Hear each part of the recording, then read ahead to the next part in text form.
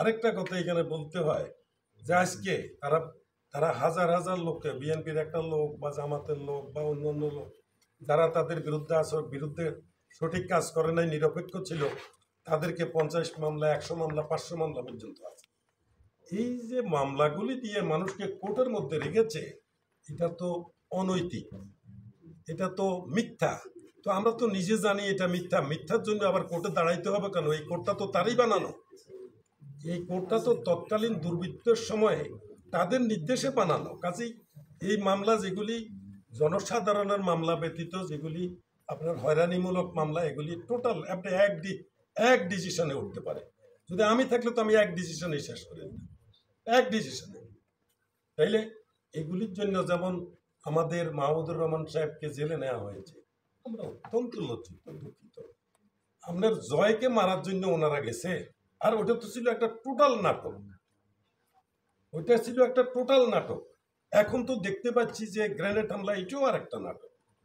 BDR হত্যাকাণ্ড, এইটাও একটা নাটক। হোলি আর্টিজন, এটাও একটা নাটক। আমরা কি নাটকের কাজ করব? এটা তো অত্যন্ত দুর্ভাগ্যজনক। তো আমি কথাটা ওদিনকে আমি আনন্দের বশীভূত হয়ে বলি, যেমনি বলি এটা সঠিক। যেমন আজকে আমাদের মাননীয় প্রধানমন্ত্রী, সাবেক প্রধানমন্ত্রী, সে ভেগে গেছে। যদি জন আন্দোলনের মাথায় যদি তাকে দেশে থাকতো, সেফ কাস্টডি তো থাকতে পারত। সেফ কাস্টডিতে থাকলে কি হতো? তারা মেরে ফেলতো, ওইটা তো সেনাবাহিনীর তো অধিকার আছে, তারা রাখতে পারতো। রাখলে কি হতো? তাইলে তারা বিচারমুক্তি করা সহজ হতো। এবং এই যে জাতীয় সেনাবাহিনীর চৌকস লোকদেরকে হত্যার নেপথ্য বেরিয়ে আসতো। আমি দুঃখজনক হলেও সত্য, আমি 5 তারিখেই যখন ওনার জানলাম যে উনি পলায়ন করছেন, তখন আমি আমার লাইভে এসে আমি কয়েকটা কথা বলেছি, এবং যা বলেছি এখন তা সত্য। এটার প্রতিফলন আমি সেখানে বলেছিলাম, তো এটার প্রতিফলন আমি দেখতে পাচ্ছি। যেমন আমাদের যদি বলতে হয়, আমাদের বাইরের মিডিয়া এবং আমাদের দেশি মিডিয়ায় এই কথাগুলি তুলে ধরতেছে, যেমন সংবিধান সংশোধনকরণ অথবা সংবিধান পুনর্লেখন ইত্যাদি ইত্যাদি জিনিসগুলা, তার প্রতিফলন আমরা একটু দেখতে পাচ্ছি। যে আমরা যেটা বলছি, যেমন তো এটা কোরআনের বাণী না, আর কোরআনে এটা কোনো ওহী নাজিল হয় নাই। এই যে সংবিধান, এটা তো মানুষের সৃষ্টি ছিল। কাজে এটা পরিবর্তনযোগ্য। এটা আমাদের এখন আমাদের করতে হলে কিভাবে করতে হবে? আমাদের গণমানুষের ইয়ে নিয়ে, যদি ওনাদের ক্ষমতা না থাকে তো একটু গণভোট দেওয়া, হানা ভোট দিয়ে 1 মাসের ইয়ে দিয়ে তো করা যায় না। এবং হোলি আর্টিজান বলেন, হেফাজত হত্যা বলেন, আরো জনগণের হত্যা বলেন। 14 সালে যখন এই অসহযোগ আন্দোলন হয়েছিল, আমার 8-10টা গাড়ি জ্বালাইছে। আমার কুমিল্লা আছে পরিবহনের অফিস, পুরো বিল্ডিং জ্বালাইছে। তো আমরা তখন দেখেছি। এরপরে এখন দেখা যায় যে কোথায় জামাতের লোক, কোথায় বিএনপির লোক, তাদেরকে দেশ ছাড়া করতে হবে, এলাকা ছাড়া করতে হবে। কোনো জামাতের লোক থাকতে পারবে না, কোনো বিএনপির লোক থাকতে পারবে না, এরকম নির্দেশ ছিল।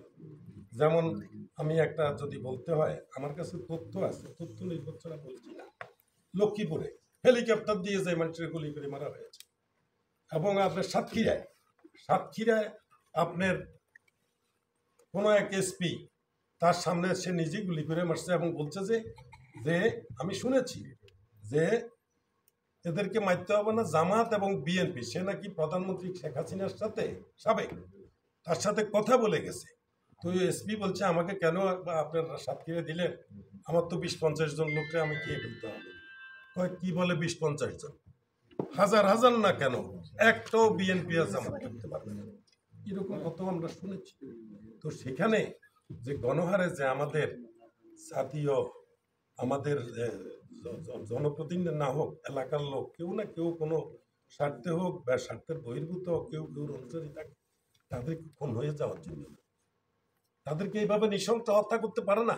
হাজার হাজার লোক ওই সময় হত্যা হয়েছে পুলিশের মাধ্যমে। আর পুলিশের মাধ্যমে হত্যা হয়েছে, কিন্তু আমরা দোষ স্বীকারে পুলিশ হতাহত হয়েছে, পুলিশের বদনাম হয়েছে, কিন্তু আসলে তারা বদনামের বাগী হয়েছে বটে, কিন্তু তার হুকুমদাতা কে ছিল? আবার বিডিআর এর কথা বললে আমরা তদ্রুপ পাবেন।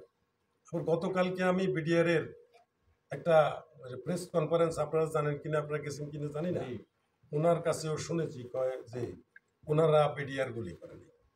আমাদের এই যে বিটিভির সামনে এবং আপনার এই মধ্যপাড্ডায় এবং আপনার যাত্রাবাড়ি কারাগুলি চালিয়েছিল যখন পুলিশ পারে নাই, তখন বিডিআর, এবং বিডিআর তখন তাদেরকে উঠে দিছে। কিভাবে উঠেছে?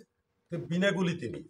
উনি যে কথাটা প্রেস কনফারেন্সটা করেছেন, আমি থাকলে ওনার তাই প্রশ্নটা করতাম যে এটা তো আপনি সঠিক বলেন, কে যে ওই হিন্দি ভাষায় কথা বলছে কে?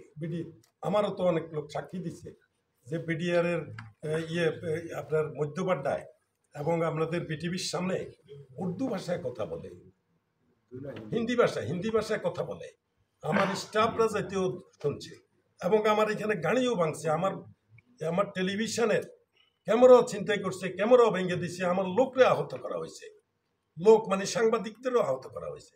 কারা করছে? বিডিআর এর দৌড়ানিতে এবং বিডিআর এর ফোন খারাপিতে। এবং ওনারা বলছে যে সব পুলিশ মারছে। আরে পুলিশ তো মারছে, এটা ঠিক আছে, কিন্তু পুলিশ যখন নাকি পালাইয়া যখন বিল্ডিং এর ছাদে উঠছে বাঁচবার জন্য, তখন কে গেছে? তখন তো বিডিআর গেছে। বিডিআর হেলিকপ্টার থেকে তাদেরকে সেভ করেছে, তারপরে ওই পুলিশ গিয়ে সেভ করেছে, কিন্তু তারপরে বিডিআর যে সেখানে গোলাগুলি চালিয়েছে।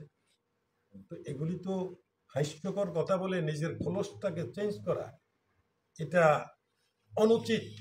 যে ক্রাইম করছো, নিজের ক্রাইমের কথা চিন্তা করে জনগণের কাছে ক্ষমা চাও, ক্ষমা না চেয়ে নিজের খোলস চেঞ্জ করে আবার দুর্বৃত্তায়ন করার সুযোগ সৃষ্টি করা, এটা যায় না, এটা যায় না। আপনারাও সাক্ষী থাকবেন, আপনারাও এই ধরনের যারা কালা কানুন করে যারা শেখ হাসিনারে খুশি করতে চেয়েছে, তাদেরকে আপনারা আইনের আওতায় আনার জন্য আপনাদেরও উদ্যোগ থাকতে হবে। আমি একজন ব্যবসায়ী, আমি মিডিয়া ব্যক্তিত্ব, আমি জানি, আপনারাও জানেন। আমার কথা হইলো, এখন অপরাধ যে করে, যেমন আমি একজন অপরাধ করলো আমার প্রতি, আমি যদি প্রতিবাদ না করি তাহলে আমি সম না হইলেও কাছাকাছি অপরাধ। কাজেই আমি সত্যকে আমি ছাড়বো কেন? সত্যকে সবসময় সত্য বলতেই হবে। কেউ অপরাধ করলে তার প্রতিবাদ করতে হবে। প্রতিবাদ না করাটা হইল অপরাধের একটা মৌন